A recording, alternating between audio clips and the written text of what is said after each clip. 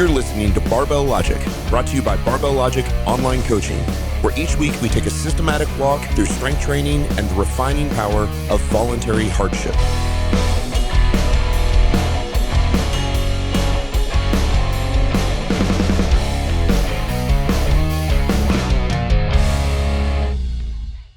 Welcome to the Barbell Logic podcast. I'm Scott Hambrick, and of course I have Matt Reynolds with me, as we always do.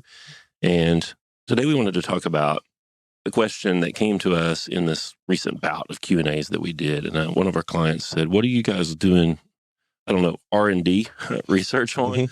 Or what are you testing? And we thought, gosh, that deserves a whole show, because there are lots of things. But one of them, which is the most interesting to me, is that we probably have more mature clients.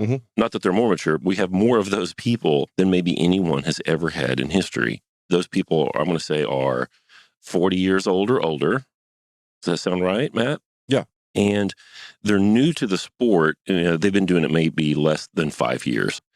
And I think that people in the past, if they had a 45-year-old person that was pretty strong, that person had probably been weight training since they were, 18 years old or something like that. Yep. We have more of these, 1 to 5 year, or people with a training life of 1 to 5 years, but they're in their 40s or beyond. Yep. It's an interesting population. Nobody's really worked with them that much.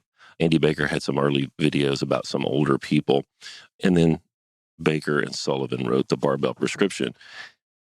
And Barbell Logic is, I think, the first people to talk about training somebody that's not going to be playing football, really. Sure. Or going to, or be a competitive power lifter or strictly into aesthetics. It's new. Sure. And yeah, so we want to talk about some of those challenges and maybe some of the differences that we've noticed from training and programming for just, 25-year-old, generally strong guys. I mean, if you think about the history of exercise and training for this demographic, this sort of 40 plus age group, that's always been the age group that's hired a lot of personal trainers, right? Why? Well, they don't know what to do. They don't want to get hurt, and they're out of shape, and they have some money. There we go. That's the big one, right? The big one is they're the people who can afford to hire personal trainers. Right. But up until strength in this movement towards actual training, we define training. Really, we define training as moving in a logical way towards a specific goal. That's right. So that each workout is a piece of the step to move to accomplish that goal. Like we're making steps with every training session to do that, rather than just about today, right? And that's, I don't know, maybe that at some point that maybe our sort of listeners and people who have followed, they've heard that enough times, they just kind of let that go in one ear and out the other. But if you, that's... Got new people coming in all the time. Well, it's absolutely true, though. I mean, you got to think about it. Like everybody for the past 30 years that was in their 40s, 50s, 60s, if they hired a personal trainer, would just go in and do the exercises. That's right. They would go in and do the hammer strength machines or the Nautilus machines, and they'd walk on the treadmill, and then they would come back 2 days later or 3 days later, and they would do the exact same thing they did. Or maybe something entirely different. But often it would just be this sort of, regardless, it was usually a full body circuit of machine work. Yep. With no real goal to get stronger, right? No training logs being kept by the personal trainer. It's to work out. It's to work out. And again, we want to be careful not to shit on that too much, because for people who haven't done anything at all, it's certainly not the best thing they can do, but it's far better than the doing nothing at all, right? And for most people, it just comes down to blatant ignorance. It's not stupidity, and it's certainly not... They don't know better. Yeah, it's not malicious. And so by the trainer should know better, because it's their job to know better. It's interesting over the years, since I've done the seminars, the way the primary demographic has changed at the seminars. When I first went to the seminars, we always held the seminars in a CrossFit gym. And it was always a bunch of people in their 20s and early 30s. We have seen in our own practice the tremendous difference it makes in people's lives that are in an even older demographic, 40s and above. Dr. Jonathan Sullivan, which we call Sully, and Andy Baker really took it from the theoretical to the practical. And both of those guys run gyms that are dedicated almost entirely to this population. And so it was their lab. They went in the lab and they worked with these people, and they said, well, can people in their 40s and 50s and 60s squat? And in general, they found out, yes, right? If we can get them in the position to squat, they can squat. If they can get in a low bar position or put a bar on their back, not all of them can. Can they deadlift? Yes, almost everybody can deadlift. Almost everybody can deadlift. Can they bench? Can they press? And again, the answers are usually yes. They began to test out what worked and then make the modifications based on compared to the original program. And that eventually is what led to the barbell prescription. And now, the interesting thing about this is really, I feel like we're kind of the third wave because we're the group that's been able to test this on hundreds of people. Hundreds. I mean, the vast majority of people are middle-aged people. Yep. Right? We have some really old people and we have some really young people. But that bell curve, the top of that bell curve is about 42, 43 years old. And part of the second wave, but is a little newer, is John Janacek down in Texas. Yeah, of course. He's got a lot of older folks. And he's a little bit older. He's probably 52, maybe. Well, and I was going to say that, don't you think that's a lot to do with this as well, is that these coaches who are in the same demographics, sort of, that's the thing. Sully is pushing that direction. And Andy is, I think, 40 now or somewhere close to 40. And, Janacek is, I don't know how old Janacek is. What's Janacek's got to be? He's like 52, I think. I didn't know if he was 50 yet. I was going to say late 40s. But these guys are in that demographic. They're, Andy being the youngest, but he's pushing that. And Andy's been a competitive lifter for years. So he's a lot like me. He's 40 years old, but he's in a 55-year-old body because he's, he's been real competitive. He's done strongman and all those crazy things you do that beat you up when you're in your 20s and 30s. And so it's interesting. We talk about how we think we should train older populations, and I'm not talking 80-year-old, but just that, people who aren't over 40. And I feel like maybe we've taken a fair amount of shit about that on the internet because that's what the internet does. It likes to shit on people, which is fine. And the reality is, how can anybody actually know? And so I think the first argument we're making is that really, I think we're the first people to actually test a large enough sample size to actually get some sort of data that matters. And so coming back to Stan's question. And certainly a bunch of experience. Like you say, data that matters, well, a bunch of experience for sure. That's exactly right. Right. So do I know for a fact that the way we train older people is correct? Nope, I don't. But my experience and the groundwork that was laid by Sullivan and Baker tells me that we're certainly moving in the right direction. And so the vast majority of our guys, we know because we've done some studies, some premature numbers, but they're going to be close, is that the average increase for a master's 40-plus male is he'll put right at 100%, 103% on his squat in 16 weeks. So he'll double his squat. Now, look, if you start at 55 pounds, you double your squat to 110, that ain't real good. Right. It's fine. It's obviously double as strong.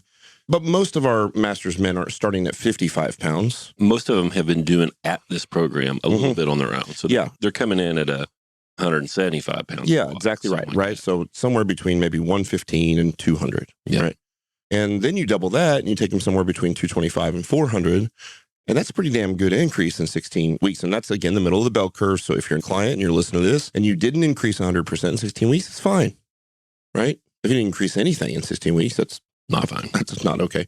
Or if you increase more, that's great. Again, we're just talking about kind of laws of averages here. So we know that that's sort of the average, and that average matters because it tells us what we're doing works. We also know that over the life of the company, I don't even know how valuable this stat is. We've got a bunch of statisticians. They want so many data points that at some point you have to go, guys, you can't get every single data point. So when we tested the data points, when we gathered the data points, we had 300,000 data points that they're working through. 300,000. It's like the Human Genome Project. they're trying to sequence DNA here. Reynolds exaggeration. Yeah, right. That's a Reynolds exaggeration. But still, so a little company like us, that's a bunch of information to sort of work through. Yeah, by the end of this year, it'll probably be close to 1 million. Would be my guess. Yeah, but we're not going to... we can only sequence the first 300,000 that we've taken. We're going to get swamped. So one of the things we're obviously doing is figuring out an easier way to collect that data and organize that data, analyze that data in an automated fashion. So that's one of the things we're doing. The program that we use, the software that we use, which is probably at this point is called True Coach, is trying to help us do that. The way it works is that you would put in the name of the exercise, squat, in its own field. And there's another field for everything else, right? For the weight, the sets, the reps, traditionally used weight times reps times sets, right? So 305 x 5 x 3. means 3 sets of 5 at 305, whatever set, which is fine. There's actually nothing wrong with that. And probably from a notation factor, and Sully makes a great argument for it in his video, that is probably correct. The problem is that your normal human who hasn't ever done that sort of work doesn't have any idea what that means. Right. It's a number times a number times a number. And so I have noticed that when I have tended to use 3 times 5 at symbol 305, that your mom knows what I'm talking about. She can figure that out. That is the correct way to do it. Well, it's fine. I'm not going to. That is the correct way to do it. I'm just trying to do it in a way that I have to do. You know why I do that? It's selfish, and I want to do less work. And if I do it Sully's way, I have to take more time to explain what it means. Right. And if I do it my way, I almost never have to explain what it means. Yeah. So the statisticians now got it set up so that they know that the X and the at sign are delineators, so that we can pull that data out more cleanly. That's exactly right. So the way we're trying to sort of circumvent, we're trying to delineate these numbers in a single sort of text box from our software, is that we can use X and the at symbol. So the number that comes before the X is the sets, the number that comes after the X is the reps, and the number that comes after the at is the weight. Now, this all actually gets fixed and doesn't matter at all when TrueCoach gives me individual little fields to put each one. And then you could actually move those around. So the weight is this. So you've got a weight field, a sets field, and a reps field. By the way, when you do that, then you immediately get a tonnage calculation, which is certainly a quantifiable metric that I want, especially for my advanced. Look, we know for LP, the tonnage always goes up because the volume stays the same and the weight goes up. And since it's just volume times weight. So one of the things we're doing is we're looking at those things. And so the statisticians are putting this stuff out. But over the course of the life of the average increase in squat for all populations, again, most of those being masters or right in that 40-year-old range, is 278% increase. Now, and there are women in that mix. There's women in that mix, and 2 years, I guess.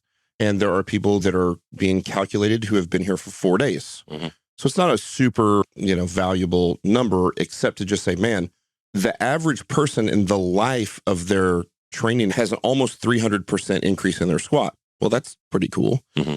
Now, again, certainly there are people that come in, you train for 3 years, and you start your squat with 45-pound bar, 55-pound bar, or 65-pound bar. It's not real hard to 5X your squat over the course of 2 years, right? Right. And it's still actually not that strong, right? You start at 55 pounds, you 5X the thing, you're at 250, which is still not an incredible squat, but it's a hell of a bunch of increase at 55.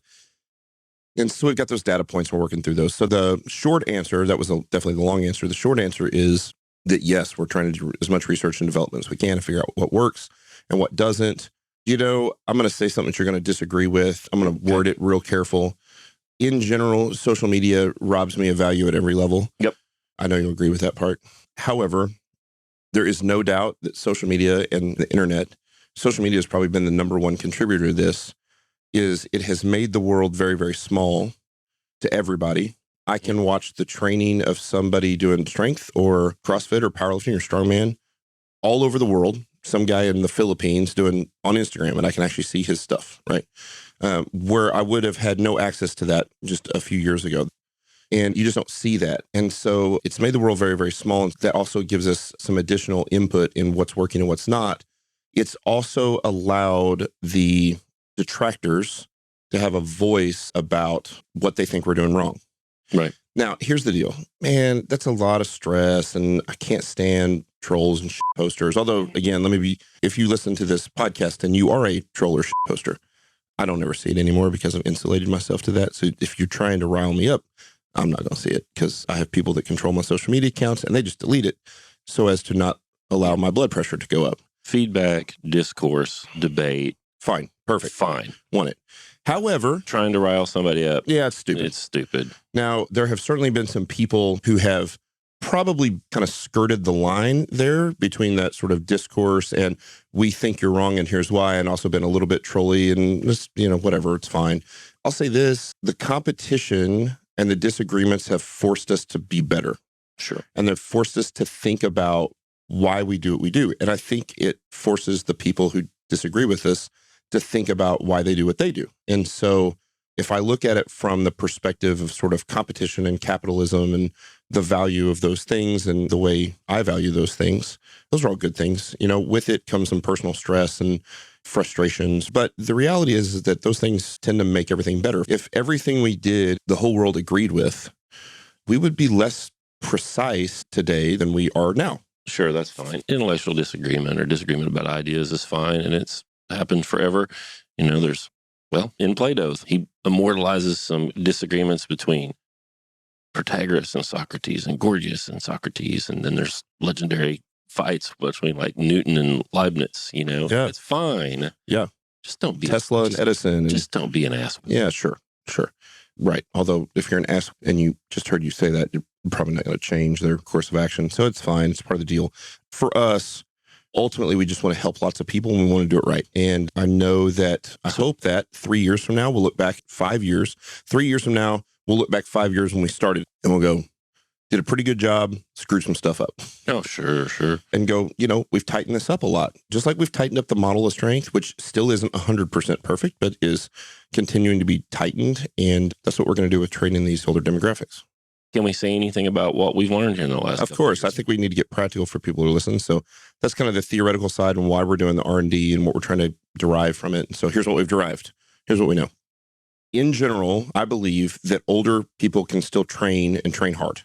Sure, absolutely. I think that the vast majority, so while we get in arguments about volume and intensity and programming and whatnot, the reality is I actually think the vast majority of us can agree that most masters athletes don't train. And most of the ones that do probably don't train hard enough. Right. And so they can train hard. As a matter of fact, I would rather train a little bit too hard with these people and have to peel some things back. You start to go, whoop, whoop, whoop, they can't recover from this, than to go just too damn slow forever. Right. And not make the progress that they can make. There is still a novice effect that occurs with people who are 55 years old. Never trained, do the program, novice effect, you'll make incredible gains even at 55 or 60. That's just, again, the bell curve. So we learned that. We believe that masters population must almost always have relatively high intensity in their training. They just respond better to intensity, and even more so, they detrain quickly when you don't expose them to intensity. So maybe that's the same thing. Maybe those are two different things. When we don't have our masters athletes go heavy, they get weaker quickly. Yep, they do. And we don't really have to worry about grinding them down because their lives are very different than that of somebody in their 20s. Yeah. People in their 20s are broke and don't go on vacation, for example. Yeah. And our 48-year-old guys and ladies, they go on vacations. Yep. They leave and they take trips and go on cruises and not just vacations, but they are more advanced in their careers and they're in upper management and they have to travel to headquarters and go out to the District 3 or whatever. Or go see their kids because their kids are having grandbabies and, hey, I'm going to have a grandbaby this week and I'm going to go be with my kids for the next week. Most of my older guys are going to be away from a gym for a week about every 60 to 90 days. Yep. Yeah, that's about every 2 to 3 months. This demographic tends to miss an entire week of training. Yeah, and you can't. So you sort of have built-in deloads for them. Yeah. It's not what we call them, but that's exactly what they are. Yeah. Yeah. So we do that, which means you can drive them pretty damn hard. Okay, so Sybil, I've talked about Sybil lots of times. Sybil hasn't trained in about 10 days. And that's almost all my fault. She actually her daughter had a surgery. And so she went up to St. Louis to hang with her daughter. But I went to Seattle for the seminar. And then immediately from Seattle, I went to Boston and New York for just kind of a little family vacation and show my kids the cities. And then I immediately went to Maryland for another seminar. And so I kind of had back to back. I had 10 or 14 days there where I've just been gone. And so she's itching to get back in the weight room. But, her first training session back, 10 days off, we're going to do LP with her for a little bit because, she's missed enough that we're going to go as heavy as we can. And I don't exactly know where that'll be, but I know it'll probably be somewhere in the 85 to 90% range of what she's been doing, right? And then bump it up pretty quick and she'll be fine. And so that just happens. It's just life with that group. My experience with the average masters lifter is that they seem to struggle with recovering from high volume. Volume just seems to beat them up and build up significantly more fatigue than intensity does. Now, the same qualifications apply to the older population when you understand the stress recovery adaptation cycle that do 20-year-old kids, to Chase Lindley. Mm-hmm. And that's that we stress them we give them enough stress to drive an adaptive response. That adaptive response, obviously, it has to be specific. So if the goal is to get them stronger, we have to have enough stress to get them stronger. And then they adapt to that. They recover and adapt. And then we got to do another stress to get them stronger, which must be more stress than the last time. That's basically the way this works. The stress has to go up. So it's still the same thing. Like we drive up intensity and we let them get heavier and heavier and heavier and heavier for as long as we can. And at some point, you have to start giving them some volume.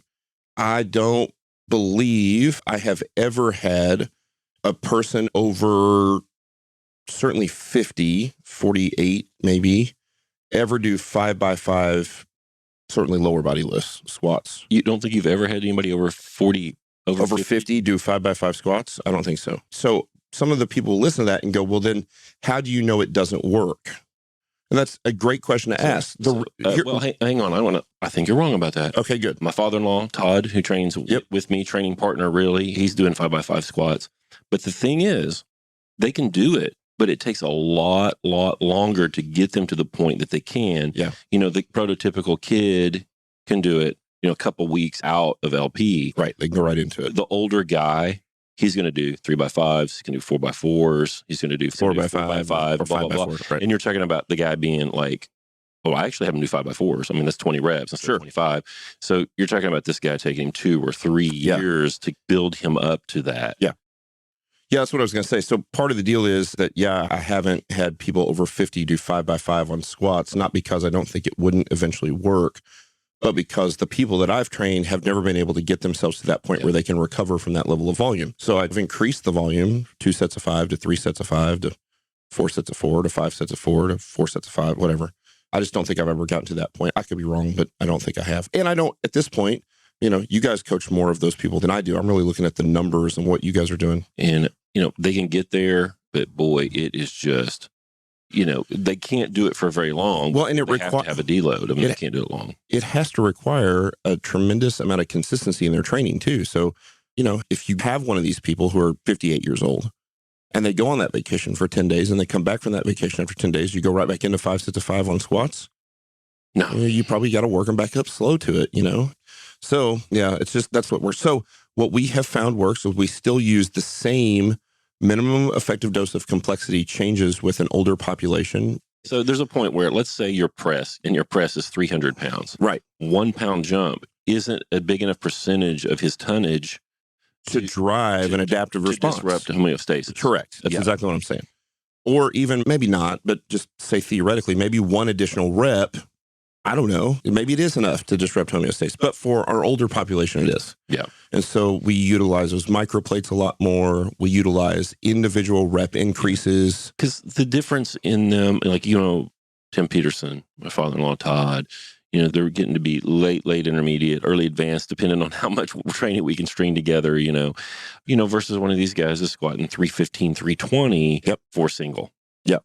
And so that 1 pound jump, that 2.5 pound jump is a much bigger percentage of the work they're doing. It's double. Yes. Right. So it's twice as effective for them. And it's also twice as difficult at that point. Sure.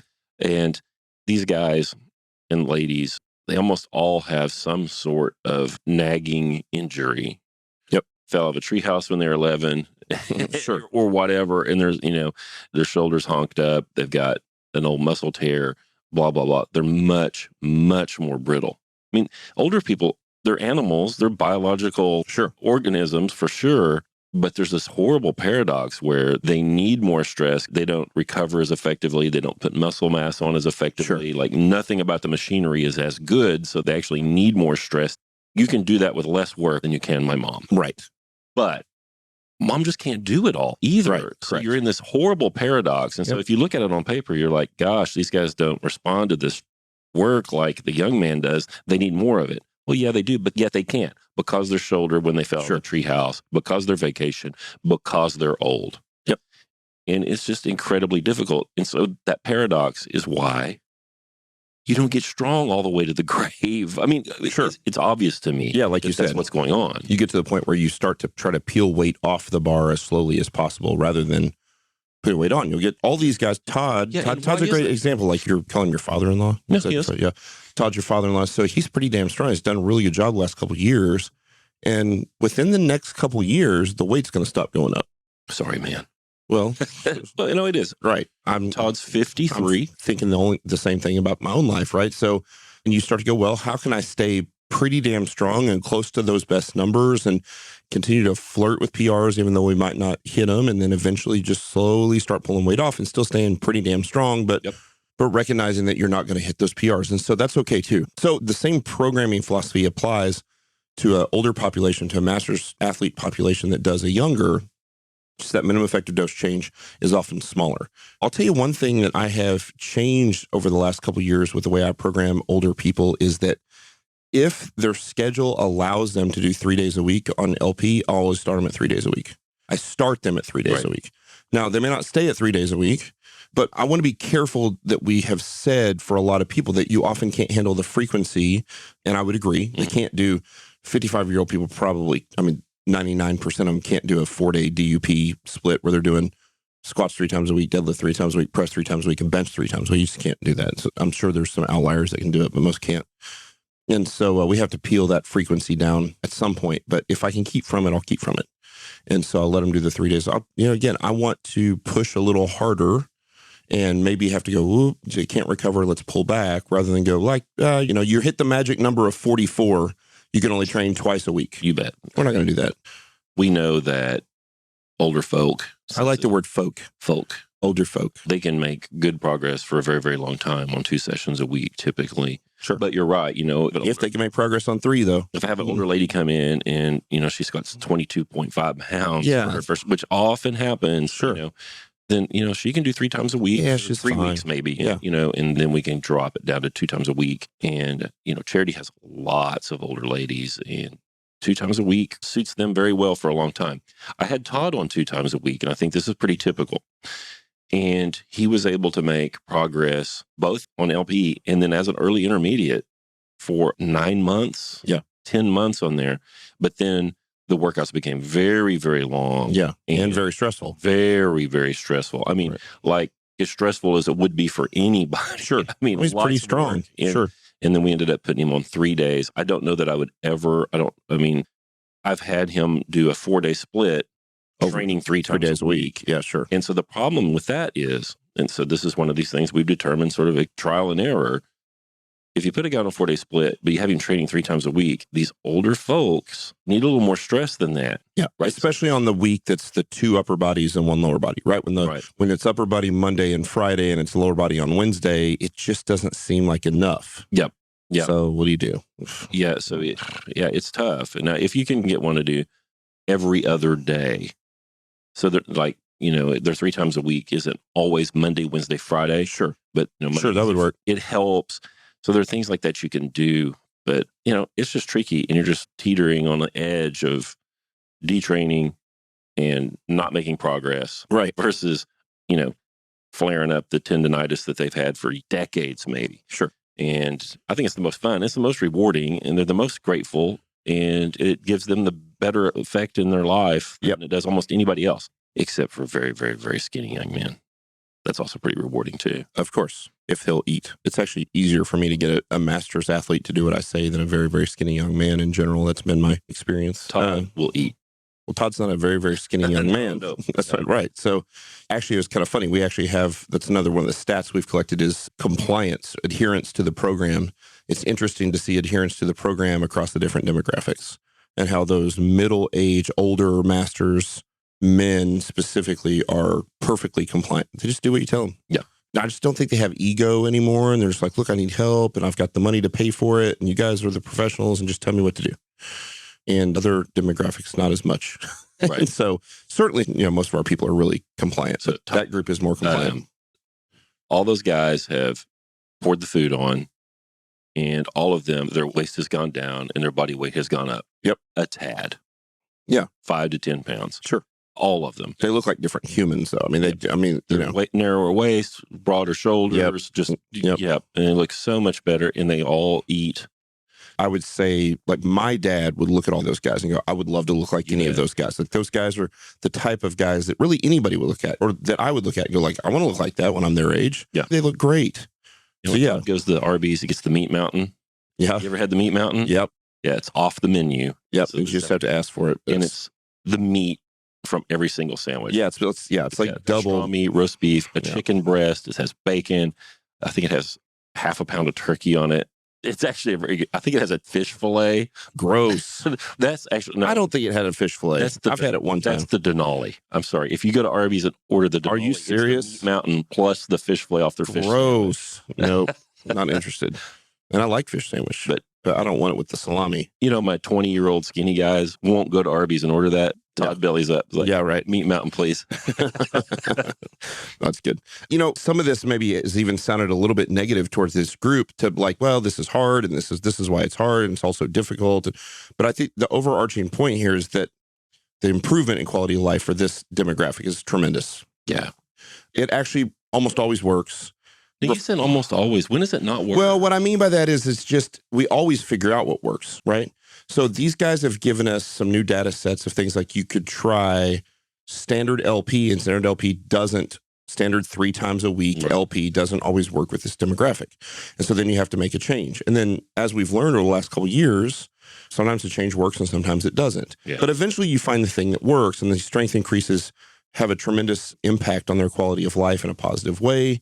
And we're starting to really hone this in on what works and what doesn't, or what works optimally or as close to optimally for the middle of the bell curve for this age group. Yeah, one of the things that I'm trying to get my head around more is, you know, heavies and then back offs, you know, like how heavy can I go and how light can I go on the back offs? Mhm. So, you know, I want to give them those heavies so they don't detrain. Can I give them 2 or 3 heavy singles and then work in the 75% range? Sure. What can I do to keep them from detraining and still give them volume when they're, you know, they've been lifting for 4 or 5 years? You know, I don't know the answers to that yet. Like, you know, how Sure. heavy can the singles be? How light can the back offs be? I'm not sure yet. We continue to work on that. And Yeah. Plus, again, we talk about opens up the can of, when you start talking about in the percentage range, in the 75% range, then you go like, the problem is when you only talk about percentage, you're never actually talking about magnitude of weight on the bar, right? So Right, that's that right. also, You're we've right. talked about this on previous podcasts, but that magnitude on the bar matters. That like 75% for Sybil, because she's just not that strong, Yep. it's never going to do anything. She can't deadlift 105 and make progress. It Yeah, just so doesn't do anything for There's her. a point for particularly a really elderly person where they deadlift something, and then 75% of their deadlift is literally the same as picking their purse off the That's floor. exactly right. Sybil could do 105 for 50 And they on a can- deadlift And they can pick their purse up off the floor all day long and not get stronger. and never get stronger. Right. Or like, I remember you saying, I mean, it's similar to like standing up out of a chair. Well, I mean, just 75% or 70% of your squat strength is you're standing up with your own body weight out of the chair. Well, people do that all day, every day, never getting stronger. So yeah, that magnitude matters. I do think that when discussing programming, it's impossible to talk about programming, especially long-term, without using some percentage ideas, right? Right. But those are guidelines. And so it has to be at some level more stressed, but the magnitude still has to be taken into account. And so, yeah, you're right. We are experimenting with where are those numbers? And of course, again, it's not a hard, fast number where people can train in the 75% range or 80% range. And they're strong enough that that's enough of a stress to drive to the adaptation. You know, 75%, it will do something for me at this point, I think. Sure. I think if, you know, anytime you talk numbers about this population, it's great. It doesn't exactly hold, but in general, I think if your 75% squat for a guy is north of 315, it'll do you some good. Sure. That's heavy. But if it's under 300, I don't think that it will. Like if you're 75% Right, well, squat, certainly- 280, I well, don't know. It's gray area. Here's the thing. What I know is that if you're 75% is 155. Right. Nope. Right. Look, I've seen it. It just doesn't work for these guys. Like, It's man, too close to regular life. that's right. That's right. If you're a healthy, older population man that's certainly under 70, you're somewhere between 45 and 70, and you're squatting 165. At the end of the year, you're squatting 170. You did this wrong. Yeah. If you're healthy, right? Like whatever shit can happen, but My mother, she probably won't let me tell him, but I will anyway. She got a cancer diagnosis and then she's had chemotherapy and so on. And Yep. so she went into that situation with she's 70, 71. She'll be 72 pretty quick. And she went into that and she's had a hip replacement. We share genetics, so this is hard for me, she and I. And she went into that with about an 85, 90-pound squat for 3 sets of 5. Yep. Which I'm very proud of. She's worked hard for that, and it's been very good. And, you know, she's down in the 40-pound range now. That's what that's done to her. Yep. My dad did a hospital stay in July for 10 or 12 days with a very, very high fever. He went into that hospital stay with a squat north of 200 for 3 sets of 5. Pretty easy sets, really, actually, for a little north of 200. Came out of that, body weight box squats. Yep. So, we've got, it's difficult, right? Sure. But, we've got to put the weight on these people, because when those things happen, they have to be more resilient. if you go in with a 200-pound squat and you come out with a body weight box squat, what does it look like if you only had a body weight box squat? It looks like death sometimes. Yeah, right. It looks like death. It looks like a walker. It looks like a wheelchair for a while. That's right. It looks like rehab hospital. Right. That's right. So the stakes are high. There are a bunch of people that weigh in on this on the internet you were talking about that I think they really aren't old enough yet. They just don't understand. Like, there's a day when you get out of bed. I've said this on the podcast before. There's a day when you get out of bed and you limp to the bathroom, and there's no apparent reason why. Like, you didn't, step in a prairie dog hole yesterday. You just get up and limp to the bathroom one day. Sure. Well, that's the beginning of the end. Sure. And then you have to find some way to train with a body that acts like that. Man, it's tough. But the stakes... You can't approach this purely from an academic standpoint. It just doesn't work. Listen, if you don't have any experience to draw off of, then an academic standpoint is the only place you have to start. That's how the scientific method works, right? We make the hypothesis, but then we have to test the thing to develop the theory. And so if all we do is just sort of pontificate on what the hypothesis is, so at this point, we've actually got hundreds of people that we've tested this thing on. What percentage of your day do you live out where nothing hurts? 0, almost none. It's very, very small. It's, whatever. And that doesn't mean it's a 6 out of 10 on the pain scale, but almost always something hurts. I'm almost always aware of some piece of my body. My knee hurts or my hip hurts, or I've got tendonitis in my elbow. Your elbow's like, here I am. Yeah. It's like almost constantly. Yeah. But, one of the reasons I started doing this, I tell the story about, I was tying my shoes, I got a lot of breath. Yeah. But I was also limping to the bathroom in the morning. Yeah. And that doesn't happen nearly so much. So, we've got to do it. And man, it's just so tightly constrained. It's just so difficult. I totally agree. So hats off to you guys who are doing this thing, who are training hard, even though you're over 40, 45, in your 50s and your 60s. And I know that you hurt worse than Scott and I hurt in the mornings when you wake up and you still get up and you go walk into the weight room and you do your sets. And man, hats off to you guys. That's a big deal. You need more people like that for sure. So I want to say, if you've got a family member that's older and you want them to do this, the one thing that I've done that has helped me get older people to train more than any other thing, was one, I got a whole bunch stronger and changed myself. But 2, just get them in a straight back wooden chair, just the kitchen chair, get their feet up under them, spread their feet out, turn their toes out like their squat stance, and then tell them to get up without using their hands. That will often expose to them just how weak they are. Sometimes they can't get up at all. Other times they have to rock back and forth and huff to stand up. They can rarely just push through their midfoot and stand up. Thanks so much for listening to this. There's another Barbell Logic podcast.